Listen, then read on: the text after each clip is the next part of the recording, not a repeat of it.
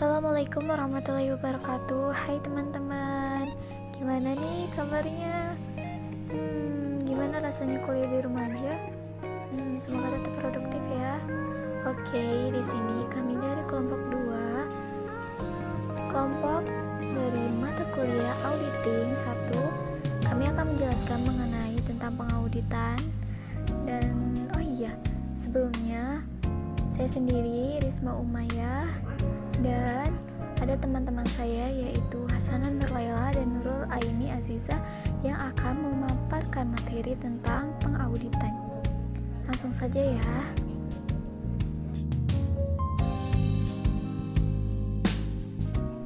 Nah, berikut adalah pokok pembahasan yang akan kami bahas. Semoga bermanfaat ya teman-teman. Pengauditan adalah suatu proses sistematis untuk mendapatkan dan mengevaluasi bukti-bukti yang berhubungan dengan asersi tentang tindakan-tindakan dan kejadian-kejadian ekonomi secara objektif. Untuk apa sih? Untuk menentukan tingkat kesesuaian asersi tersebut dengan kriteria yang telah ditetapkan dan mengomunikasikan hasil kepada pihak-pihak yang berkepentingan. Nah, berdasarkan pengertian tadi, dapat kita simpulkan nih 5 komponen utama pengauditan, yaitu yang pertama proses yang sistematis. Artinya, secara sistematis pemilihan dan penilaian bukti audit harus berhubungan langsung dengan perencanaan, strategi, dan tujuan audit. Yang kedua, memperoleh dan mengevaluasi bukti secara objektif. Artinya, kegiatan mendapatkan dan mengevaluasi bukti yang merupakan hal yang paling utama dalam pengauditan. Dan yang ketiga ada asersi atau pernyataan manajemen klien tentang tindakan-tindakan dan kejadian ekonomi yang menjadi subjek dari dilakukannya audit atas laporan keuangan historis, dan asersi atau pernyataan-pernyataan yang dibuat manajemen klien terkait laporan keuangan. Setelah selesai melakukan audit, biasanya auditor selanjutnya akan memberikan pendapat atau opini mengenai kewajaran atas laporan keuangan yang telah disusun manajemen perusahaan klien. Yang keempat, ada tingkat kepatuhan antara asersi dengan kriteria yang telah ditetapkan. Asersi dilakukan auditor untuk menilai seberapa jauh sih asersi manajemen telah sesuai dengan standar atau kriteria yang telah ditetapkan. Dan yang kelima itu ada mengkomunikasikan hasil kepada pihak-pihak yang berkepentingan. Produk akhir dari serangkaian aktivitas adalah laporan yang berisi informasi bagi para penggunanya mengenai tingkat kepatuhan antara asersi yang dibuat manajemen klien dengan kriteria tertentu sebagai dasar penilaian.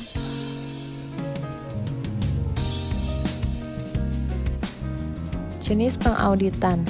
Pada umumnya, audit dikelompokkan menjadi 5 jenis, yaitu yang pertama, audit laporan keuangan. Dilakukan untuk menentukan apakah laporan keuangan klien secara keseluruhan telah sesuai dengan standar akuntansi yang berlaku. Yang kedua, audit pengendalian internal. Dilakukan untuk memberikan pendapat mengenai efektivitas pengendalian internal yang diterapkan klien. Yang ketiga, audit ketaatan. Ini dilakukan untuk menentukan sejauh mana aturan, kebijakan, hukum, perjanjian, atau peraturan pemerintah telah ditaati oleh entitas yang diaudit. Yang keempat, ada audit operasional. Dilakukan untuk mereview sebagian atau keseluruhan kegiatan organisasi dalam rangka mengevaluasi apakah sumber daya yang telah tersedia digunakan secara efektif dan efisien. Nah, yang terakhir, audit forensik. Dilakukan untuk mendeteksi atau mencegah aktivitas. Audit dan akuntansi. Auditing merupakan laporan keuangan terdiri dari upaya memahami bisnis dan industri klien serta memperoleh dan menilai bukti yang berkaitan dengan laporan keuangan, sehingga memungkinkan auditor meneliti apakah pada kenyataannya laporan keuangan tersebut telah menyajikan laporan keuangan secara wajar sesuai dengan prinsip akuntansi berterima umum. Akuntansi merupakan metode akuntansi mencakup kegiatan mengidentifikasikan bukti dan transaksi yang dapat mempengaruhi perusahaan atau pemerintah. Setelah diidentifikasi, maka bukti dan transaksi diukur, dicatat, diklasifikasikan, serta dibuat ringkasan ataupun ikhtisar dalam catatan-catatan akuntansi. Hasil proses ini adalah penyusunan laporan keuangan yang sesuai dengan prinsip akuntansi berterima umum. Perbedaan antara auditing dengan akuntansi. Perbedaan yang pertama yaitu dari segi pengertian. Auditing merupakan pemeriksaan atas pembukuan dan laporan keuangan suatu organisasi, sedangkan akuntansi merupakan pencatatan secara sistematis dari rekening suatu organisasi dan penyusunan laporan keuangan pada akhir tahun. Perbedaan yang kedua yaitu dari segi metode. Metode dalam auditing yaitu dengan memperoleh dan menilai atau mengevaluasi bukti yang berhubungan dengan laporan keuangan yang disusun oleh manajemen. Sedangkan dalam akuntansi yaitu dengan cara mengidentifikasi kejadian-kejadian dan kemudian mengukur, mencatat, mengklasifikasikan dan meringkasnya dalam catatan akuntansi. Perbedaan yang ketiga itu dari tujuan. Tujuan dari auditing itu menyatakan pendapat tentang kewajaran laporan keuangan, sedangkan tujuan akuntansi itu dengan menyusun dan mendistribusikan laporan keuangan. Perbedaan yang selanjutnya itu pihak yang bertanggung jawab. Dalam auditing, pihak yang bertanggung jawab itu laporan auditing, tanggung jawabnya itu dari auditor. Sedangkan di akuntansi, laporan keuangan itu tanggung jawabnya adalah manajemen, tentunya manajemen bagian keuangan. Selanjutnya yaitu dari segi peraturan. Peraturan dalam auditing itu mengikuti aturan standar on auditing, sedangkan akuntansi mengikuti aturan accounting standards. Selanjutnya dari segi pekerjaan dilakukan oleh auditing oleh auditor, sedangkan akuntansi oleh akuntan. Nah, perbedaan terakhir yaitu dari segi output. Auditing ini menghasilkan output berupa pendapat ataupun opini.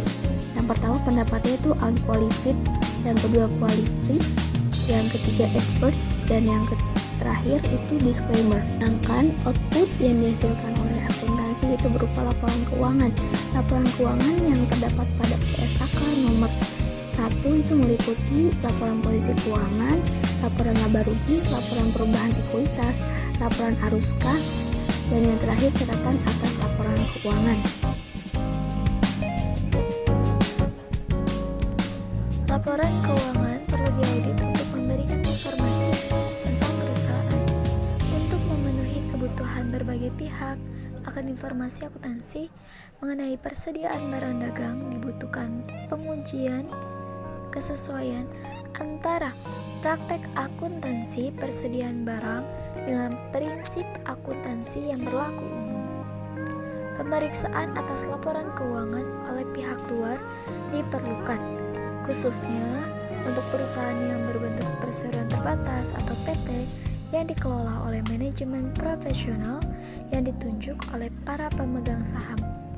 Biasanya 1 tahun sekali dalam RUPS atau Rapat Umum Pemegang Saham, para pemegang saham akan meminta pertanggungjawaban perusahaan dalam bentuk laporan keuangan perusahaan. Laporan keuangan merupakan tanggung jawab manajemen perusahaan dan perlu diaudit untuk auditor eksternal yang merupakan pihak ketiga yang independen. Nah, pengukuran integritas laporan keuangan yang diproksikan dengan konservatisme di mana ditentukan penggunaan asumsi metode perusahaan yang digunakan yaitu metode persediaan, penyusutan, metode amortisasi, dan pengakuan biaya riset. Yang pertama, asumsi mengenai perusahaan yang menggunakan metode persediaan rata-rata akan lebih konservatif dibandingkan dengan yang menggunakan metode FIFO. Yang kedua, yaitu asumsi di mana perusahaan yang menggunakan metode penyusutan saldo menurun lebih relatif konservatif dibanding dengan perusahaan yang menggunakan metode garis lurus. Asumsi yang ketiga yaitu perusahaan yang menggunakan metode amortisasi saldo menurun relatif lebih konservatif dibanding dengan perusahaan yang menggunakan metode garis lurus.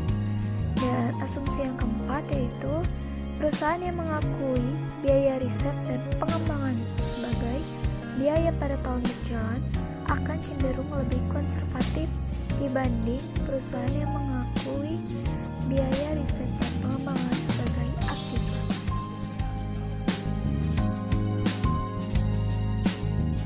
Manfaat ekonomis pengauditan dihasilkan. Audit dikembangkan dan dilaksanakan karena audit memberi banyak manfaat bagi dunia bisnis.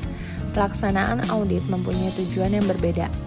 Berikut ini adalah beberapa tujuan audit. Yang pertama, penilaian pengendalian. Pemeriksaan operasional berhubungan dengan pengendalian administratif pada seluruh tahap operasi perusahaan yang bertujuan untuk menentukan apakah pengendalian yang ada telah memadai dan terbukti efektif serta mencapai tujuan perusahaan. Yang kedua ada penilaian kinerja, penilaian pelaksanaan dan operasional serta hasilnya. Penilaian diawali dengan pengumpulan informasi-informasi kuantitatif lalu melakukan penilaian efektivitas, efisiensi, dan ekonomisasi kinerja. Penilaian selanjutnya menjadi informasi bagi manajemen untuk meningkatkan kinerja perusahaan. Yang ketiga, membantu manajemen atau assistance to management. Dalam pemeriksaan operasional dan ketaatan, maka hasil audit lebih diarahkan bagi kepentingan manajemen untuk performansinya. Dan hasilnya merupakan rekomendasi atas perbaikan yang diperlukan pihak manajemen. Keterbatasan pengauditan. Suatu audit laporan keuangan yang dilakukan sesuai GAAS memiliki sejumlah keterbatasan yang melekat. Salah satunya adalah bahwa auditor bekerja dalam suatu batasan ekonomi yang wajar. Di antaranya yaitu pertama, biaya yang memadai. Yang dimaksud dengan biaya yang memadai adalah adanya pembatasan biaya sehingga pelaksanaan audit dapat menimbulkan keterbatasan dalam pengujian atau penarikan sampel dari catatan akuntansi atau data pendukung yang dilakukan secara selektif. Yang kedua yaitu jumlah waktu yang memadai. Biasanya laporan auditor atas demikian banyak perusahaan akan terbit dalam waktu 3-5 minggu setelah tanggal neraca. Hambatan waktu ini dapat mempengaruhi jumlah bukti yang diperoleh tentang peristiwa dan transaksi setelah tanggal neraca, berdampak pada laporan keuangan. Lebih lagi, hanya tersedia waktu yang demikian singkat untuk memisahkan ketidakpastian yang ada pada tanggal laporan keuangan. Keterbatasan selanjutnya yaitu berkaitan dengan kerangka kerja akuntansi. Di antaranya pertama, adanya prinsip akuntansi alternatif. Pengguna laporan-laporan keuangan semestinya mempunyai pengetahuan yang luas tentang pilihan akuntansi yang dipilih oleh perusahaan dan akibatnya terhadap laporan keuangan. Nah, apabila pengguna laporan tidak memiliki pengetahuan luas, maka akan ada akibat yang kurang baik terhadap laporan keuangan tersebut. Yang kedua yaitu estimasi akuntansi. Estimasi merupakan bagian yang melekat dengan proses akuntansi dan tidak seorang pun termasuk auditor dapat meramalkan bagaimana hasil suatu ketidakpastian itu. Suatu audit tidak dapat menambahkan ketepatan dan ketidakpastian pada laporan keuangan apabila faktor-faktor tersebut. Oke, sekian pemaparan materi dari kelompok kami. Kurang dan kurangnya mohon maaf. Wassalamualaikum warahmatullahi wabarakatuh.